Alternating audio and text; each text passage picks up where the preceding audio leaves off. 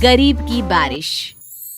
शहर की कच्ची बस्ती में एक गरीब मजदूर कालू रहा करता था। कालू के घर में उसकी पत्नी जानकी थी। जानकी लोगों के घरों में झाड़ू पोछा करके कुछ पैसे कमा लेती थी और वहीं कालू किसी तरह मेहनत मजदूरी करके 2 वक्त की रोटी का जुगाड़ कर लेता था। कुछ दिनों से हो रही बारिश के कारण कालू की मजदूरी बंद हो गई थी। अरे जानकी, इस बार तो बरसात ने हद ही कर दी, रुकने का नाम ही नहीं ले रही।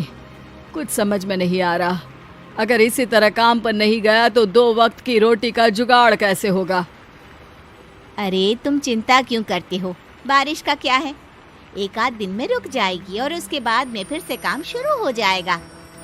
अरे 3 दिन तो हो गए, बरसात तो रुक ही नहीं रही है और आगे भी रुकने के कोई आसार नहीं दिख रहे। तो क्या हुआ, तुम्हारा काम बंद हुआ है ना? मैं तो अभी भी लोगों के घर झाड़ू पोछा करने जाती ही हूँ। मेरे पगार से कुछ दिन तो निकल ही जाएंगे। अरे घर का खर्चा तो हम किसी तरह चला लेंगे जानकी, लेकिन ये जो छत टपक रही है इसका क्या करेंगे? ये बात तो आपकी सही है। हमारी झोपड़ी अब काफी पुरानी हो चुकी है और इसके छप्पर में भी कई सारे छेद हो गए हैं। रात भर पानी टपकता रहता है। अरे मैं भी इसी बात से बहुत परेशान रहता हूँ। कहीं किसी दिन ज्यादा बारिश आ गई तो हमारी झोपड़ी टूटकर बिखर ना जाए। राम राम राम, ऐसी अशुभ बातें क्यों करते हो? अरे ऐसा कुछ नहीं होने वाला। ये झोपड़ी ही तो हमारा सब कुछ है। अगर यही नहीं रही तो हम जाएंगे कहाँ? ठीक है जानकी, जब तुम्हारी पगार मिल जाएगी तो कुछ पैसे बचाकर झोपड़ी के छप्पर की मरम्मत करवा लेंगे। शायद हमारी परेशानी कुछ कम हो जाए। ठीक है जी, अब ना ज्यादा परेशान मत हो। ये लो, खाना खा लो और सो जाओ। सुबह मुझे भी जल्दी काम पर जाना है। जानकी और कालू अपनी झोपड़ी में सो गए। रात को अचानक से बहुत तेज बारिश शुरू हो गई। धीरे धीरे बारिश का पानी कालू की बस्ती में भरने लगा। पानी भरते भरते झोपड़ी के बाहर तक पहुंच गया था।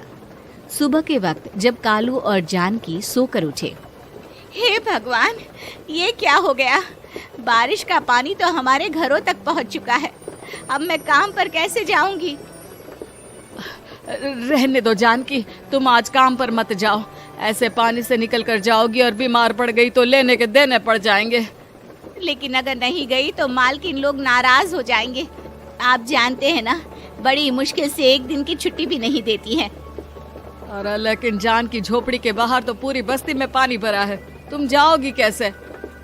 जानकी जैसे तैसे करके काम पर चली जाती है, लेकिन अगले दिन फिर से बहुत ज्यादा बारिश होती है और बस्ती में ज्यादा पानी भर जाता है। आज तो मैं तुम्हें किसी भी तरह काम पर नहीं जाने दूंगा। अरे अगर तुम्हें कुछ हो गया तो क्या होगा? ठीक है, तुम ठीक ही कहते हो। आज नहीं जाती। अगर मालकिन नाराज हो गई तो मना लूंगी किसी तरह। अरे मनाने वाली क्या बात है? जब तुम बताओगी कि हमारी झोपड़ी में पानी भर गया है तो वो खुद ही समझ जाएंगे ना। अगले 2 दिन तक तेज बारिश होने की वजह से जानकी, कालू और आसपास की बस्ती में रहने वाले सभी लोगों के घरों में पानी भर जाता है, जिसकी वजह से जानकी काम पर नहीं जा पाती। और 3 दिन के बाद जैसे ही जानकी काम पर पहुंचती है, कहाँ थी तुम? पिछले 3 दिनों से काम पर क्यों नहीं आई?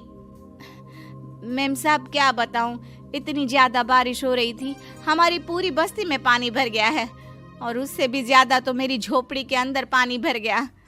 आप ही बताइए कैसे आती मैं? इसका मतलब ये हुआ कि बारिश होगी तो तुम काम पर नहीं आओगी?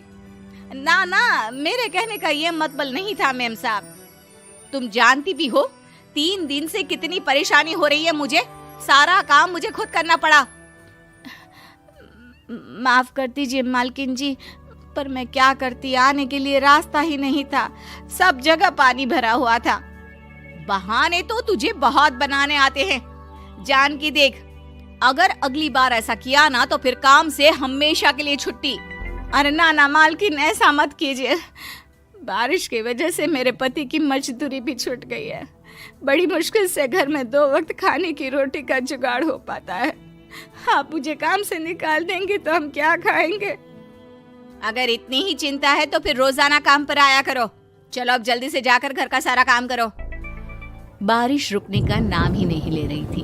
पूरे शहर में बाढ़ जैसे हालात बन गए थे, लेकिन नौकरी जाने के डर से जानकी किसी तरह रोज काम पर जाती थी।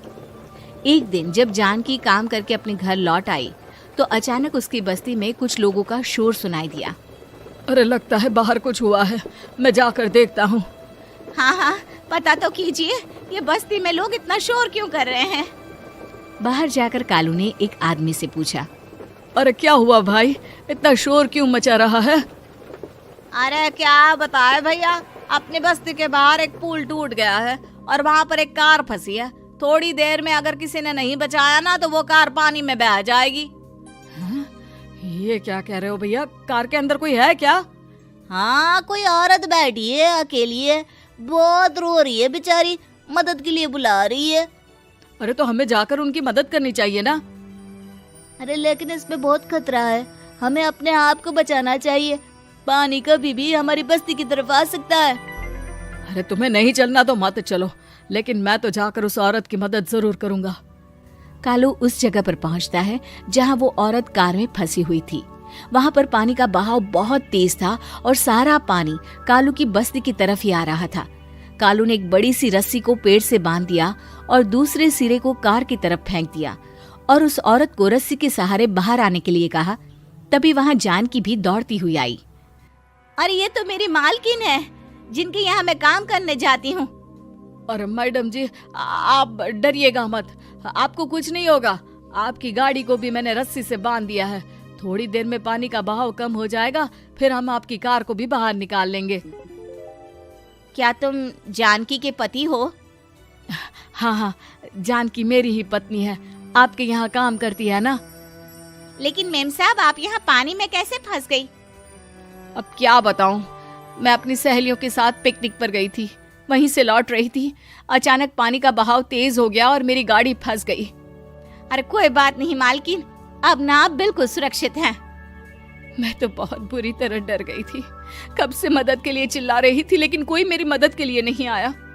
भला हो तुम्हारा पति का जिसने मेरी जान बचा ली। लेकिन जानकी, मैंने तुम्हारे साथ बहुत गलत व्यवहार किया। इतने खराब मौसम और बाढ़ में भी तुम्हें काम पर आने के लिए कहा, नौकरी से निकालने की धमकी भी दी, और तुमने मेरी जान बचाई। मुझे माफ कर दो। अरे कोई बात नहीं मालकिन, आपकी जान बचाना तो हमारा धर्म था। देखो जानकी, तुम्हारी झोपड़ी में जो भी नुकसान हुआ है उसके लिए मैं तुम्हें पैसे दूंगी।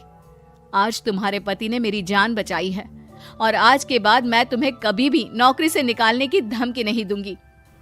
आज मैं तुम्हारी परेशानी को अच्छी तरह समझ चुकी हूँ।